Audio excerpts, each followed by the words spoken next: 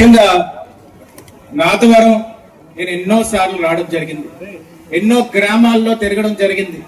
కానీ ఎప్పుడూ కూడా నాకు ఎంత ఆదరణ అంటే, ఏ గ్రామంలోకి వెళ్ళినా కానీ మా తమ్ముడు, మా కొడుకు, మా మనవడు వచ్చాడు, ఇలాగే అందరూ కూడా వచ్చి ఎంతో ఆశీర్వదించేవారు.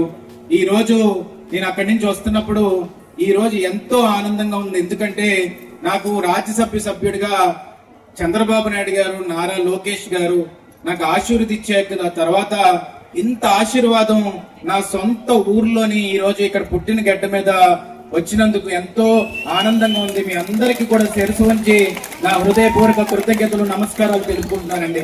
ఎందుకంటే ఎంత దేశం మొత్తం తిరిగినా, ఢిల్లీలో పార్లమెంట్ లో మొన్నే ప్రమాణ స్వీకారం చేసి వచ్చిన వైస్ ప్రెసిడెంట్ గారు మన ఉప రాష్ట్రపతి ముందు నా ప్రమాణ స్వీకారం చేసిన అవకాశం ఇచ్చిన, నా సొంత గడ్డ మీద కాళ్ళు పెట్టినప్పుడు ఆ ఆనందమే వేరుంటది. మీ ఆశీర్వాదమే కొండ ఎత్తున ధైర్యాన్ని ఇస్తాదని చెప్పి ఈ సందర్భంగా చెప్పదలుచుకున్నాను. ఈ రోజు ఈ నర్సీపట్నం నియోజకవర్గంలో పుట్టినందుకు చాలా గర్వంగా నేను భావిస్తాను.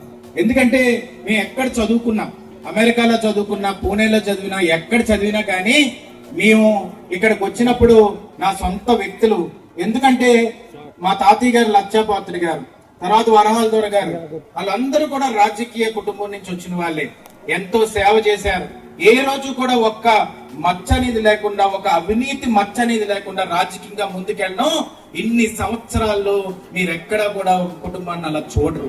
దాని తర్వాత మనం చూస్తే అయ్యన్న పాత్ర గారు 40 సంవత్సరాలు వచ్చి రాజకీయాల్లో ఉండి ఇన్ని పదవులు చేసే కూడా అయ్యన్న పాత్ర గారు దమ్మున్న నాయకుడు రా అని చెప్పి రాష్ట్రం మొత్తం అనుకుంటారంటే ఆయన ఎంత నిబద్ధతతో, ఎంత నిజాయితీతో, ఎంత ఉన్నత స్థానాలతో, ఎంత మోరల్ వాల్యూస్ తోటి ఈ రోజు నర్సీపట్నం నియోజకవర్గం గురించి ముందుకు తీసుకెళ్లిన దమ్మున్న నాయకుడు అయ్యన్న పాత్ర గారు. అలాంటి వ్యక్తికి కొడుగ్గా పుట్టడం నా ఏ జన్మలో చేసుకున్న అదృష్టం అని చెప్పి ఈ సందర్భంగా మీకు సవినీయంగా మనం చేసుకుంటున్నాను. ఈ రోజు ఎందుకంటే నేను మాట అంటున్నాను, ఆయనకి కొడుగ్గా పుట్టడం వల్ల నేను ఈ రోజు సేవ చేసే అవకాశం నాకు దక్కింది. ఈ రోజు ఈ ప్రాంతంలో 2008 నుంచి కూడా ఎన్ని ఎలక్షన్లు ఉన్నా కానీ, ఎన్ని కష్టాలున్నా కానీ, ఎప్పటికైనా ఏదన్నా జరుగుతున్నా కానీ ఎక్కడికైనా రమ్మంటే వచ్చి నేను కూడా ఇన్వాల్వ్ అవుతుండేవాడిని. ఆ రోజు ప్రతి రోజు చూస్తున్నారు. కానీ ఈ రోజు మీ ఆప్యాయత చూస్తుంటే ఇంకా ఏం చేసినా కూడా అవసరం లేదు. ఎందుకంటే ప్రతి ఒక్కరు మనస్ఫూర్తిగా నా ఇంట్లో బిడ్డకి ఈ పదవి వచ్చిందని చెప్పి మీ అందరూ ఆలోచించడం అనేది ఎంతో సంతోషంగా భావిస్తున్నాను. ఎందుకంటే ఇది భోజన సమయం అయినా కూడా మీరందరూ కూడా వేచి ఉండి మాటలు వినాలి, ఆశీర్వదించాలి. పెద్ద మనసుతో వచ్చినందుకు అందరికీ పేరున శిరసు వంచి నా హృదయపూర్వక కృతజ్ఞతలు, నమస్కారాలు తెలుపుకుంటున్నాను. ఈ రోజు నేను ఈ పదవిలో ఉన్నానన్నా, రాజ్యసభ సభ్యుడిగా నేను ఈ రోజు ఢిల్లీలో పార్లమెంట్ లో నేను ప్రమాణ స్వీకారం చేశానన్నా, దానికి కారణం ఒకే ఒక వ్యక్తి, నారా చంద్రబాబు నాయుడు గారు అని చెప్పి సందర్భంగా సవినీయంగా మనం చేసుకుంటున్నాం. మీకు ఒకటి చెప్పాలి, ఈ రాష్ట్ర చరిత్రలో కానీ దేశ చరిత్రలో కాదు, ఈ రాష్ట్ర చరిత్రలో తెలుగు జాతిలో ఇంత చిన్న వయసులోనే మనకి ఉత్తరాంధ్రలో రాజ్యసభగా నన్ను కూర్చోబెట్టడం ఇదే మొదటిసారి చరిత్రలో చెప్తుంటే ఎంత గర్వంగా అనిపిస్తుంది అంటే అంత గర్వంగా అనిపిస్తుంది. ఈ రోజు ఎందుకు అది వచ్చింది, ఎందుకు ఇది ఇచ్చారు అని అంటే, ఎన్ని కష్టాలు పెట్టినా, ఎన్ని ఒత్తిళ్లు పెట్టినా, ఎన్ని సార్లు అరెస్ట్ చేయాలని ప్రయత్నించినా ఏ మాత్రం కూడా అవినీతి చేయలేదు కాబట్టి ఎవడన్నా మా ముందుకు వచ్చి వేలెత్తి చూపెట్టడానికి భయపడేవారు. అందుకనే రాష్ట్ర 5 ఏళ్ళు ఎంత కష్టపడ్డామో, కార్యకర్తలు ఎంత కష్టపడ్డారో, ఇంట్లో ఏ కష్టం వచ్చినా కూడా కార్యకర్తలు మా ఇంటి పక్కన చిన్న చిన్న తుప్పల్లో పాములు ఉంటాయని కూడా తెలుసు వాళ్ళందరికీ. అయినా కూడా తుప్పల్లోంచి వచ్చి అమ్మా మేము ఉన్నాము, మీరు భయపడకండి అని చెప్పి మా అమ్మకి ధైర్యాన్ని ఇచ్చేవారే. ప్రతి ఒక్క కార్యకర్తకు కూడా నేను హృదయపూర్వక కృతజ్ఞతలు తెలుపుకుంటున్నాను. తెలుగుదేశం పార్టీ కార్యకర్తలు నా కుటుంబ సభ్యులు ఎక్కడున్నా కానీ, ఢిల్లీ గట్టు మీద ఉన్నా కానీ, ఈ రోజు కార్యకర్తకి కష్టం వచ్చిందంటే నిలబడి వాళ్ళ భుజ స్కంధాల మీద చేసి ముందుకు నడిపించే అవకాశం ఈ రోజు కల్పించిన నారా చంద్రబాబు నాయుడు గారికి హృదయపూర్వక కృతజ్ఞతలు తెలుపుకుంటున్నాను. ఈ రోజు చెప్తున్నాను, నారా చంద్రబాబు నాయుడు గారు తనయుడు నారా లోకేష్ గారు, నారా లోకేష్ గారు కావాలస్తే వాళ్ళ నాన్నగారు ముఖ్యమంత్రి చేశారు, ఆ తాతగారు ముఖ్యమంత్రి చేశారు. అయినా కానీ 3900 కిలోమీటర్ల పైన ఈ రోజు 4000 కిలోమీటర్ల దాకా రాష్ట్రం అంతా నడిచి మన మహిళల కష్టాలు తెలుసుకొని, పేదవాళ్ళ కష్టాలు తెలుసుకొని, యువకుల కష్టాలు తెలుసుకొని, యువకులం అనే పేరుతోటి వాడ వాడ ఊరు ఊరు ఇంటింటా తిరిగి మన కోసం ఈ రోజు ఎడ్యుకేషన్ మినిస్టర్ గా ప్రమాణ స్వీకారం చేసిన తర్వాత ఈ రోజు ఒక ఇంటికి వెళ్ళాను కాలనీలోని. తల్లికి వందనంగా అమ్మొచ్చింది.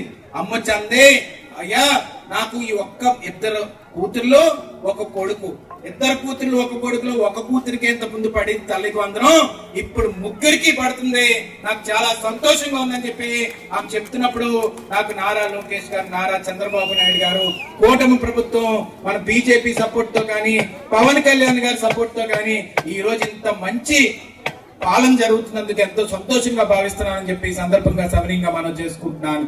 ఈ రోజు మనం చూసుకోవచ్చు, ఫ్రీ బస్ అన్నారు. ఫ్రీ బస్ అంటే మేము అందరం కూడా ఎలాగిస్తారే ఫ్రీ బస్ అని అనుకున్నాం. కానీ ఈ రోజు మనం గుడికి వెళ్ళా, ఎంతమంది జనం పెరిగిపోయారంటే ఫ్రీ బస్ కదండి ఎక్కి వచ్చేస్తారు గుళ్ళు కండి. మొన్న నేను ఈస్ట్ గోదావరిలో గుడికి వెళ్ళా, వెంకటేశ్వర స్వామి గుడి వాడపల్లి. అక్కడైతే 3 రోజులు 7 రోజులు ఉండాలి, ప్రదక్షిణాలు చేయాలని చెప్తే అక్కడ అందరూ మహిళలే కనబడుతున్నారు. ఏంటిది ఎంతమంది వస్తున్నారు, ఎంతమంది?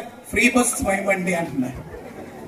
ఈ రోజు ఆ ఫ్రీ బస్ అన్నప్పుడు మగవాళ్ళకి సీట్లు దొరకట్లా. ఎందుకంటే మొట్టమొదట నందమూరి తారక రామారావు గారే ఈ రోజు తెలుగుదేశం పార్టీ పెట్టినప్పుడు సుమారుగా రిజర్వేషన్ ఇచ్చి మహిళలకి ఉద్యోగాల్లో కానీ, రాజకీయాల్లో కానీ మహిళలకు అత్యంత ప్రాధాన్యత ఇచ్చింది. మొట్టమొదట విశ్వవిఖ్యాత నట సార్వభౌముడు, నటరత్న డాక్టర్ నందమూరి తారక రామారావు గారు అనేది మనం గుర్తు పెట్టుకోవాల్సిన అవసరం ఎంతైనా ఉంది. మన చంద్రబాబు నాయుడు గారు, నారా లోకేష్ గారు, పవన్ కళ్యాణ్ గారు, బీజేపీ కూటమి ప్రభుత్వం వచ్చిన తర్వాత, ఫ్రీ బస్ వచ్చిన తర్వాత ఆడవాళ్ళందరూ లోపలికి ఎక్కిన తర్వాత మగవాళ్ళ డామినేషన్ లేదు. ఇంకా సీట్ అడగడానికి కూడా భయపడుతున్నారు. కొన్ని వీడియోలు చూశాను, కొట్టేస్తున్నారు అనుకున్నాను. కొన్ని వీడియోలు చూశాను, వచ్చినప్పుడు లేచి బయటకు వెళ్ళి అంటున్నారు. ఏం చేయలేం. రేపు రానున్న రోజుల్లో 33% రాజకీయ రిజర్వేషన్ గాని వచ్చాక ఎంత ప్రగతిలోని ఈ సమాజం ముందుకెళ్తుందో ఆడవాళ్ళ ద్వారా అనేది మన కళ్ళతో చూస్తామని చెప్పి ఈ సందర్భంగా సవినయంగా మనం చేసుకుంటాను. ఆ రిజర్వేషన్ బిల్లు కూడా రానున్న రోజుల్లో పార్లమెంట్ లోకి వస్తే ఇక్కడ పుట్టిన మీ విజయ్గా నాకు ఓటేసే హక్కు ఈ రోజు రాజ్యసభ సభ్యుడిగా వచ్చిందని చెప్పి ఈ సందర్భంగా సవినయంగా మనం చేసుకుంటున్నాను.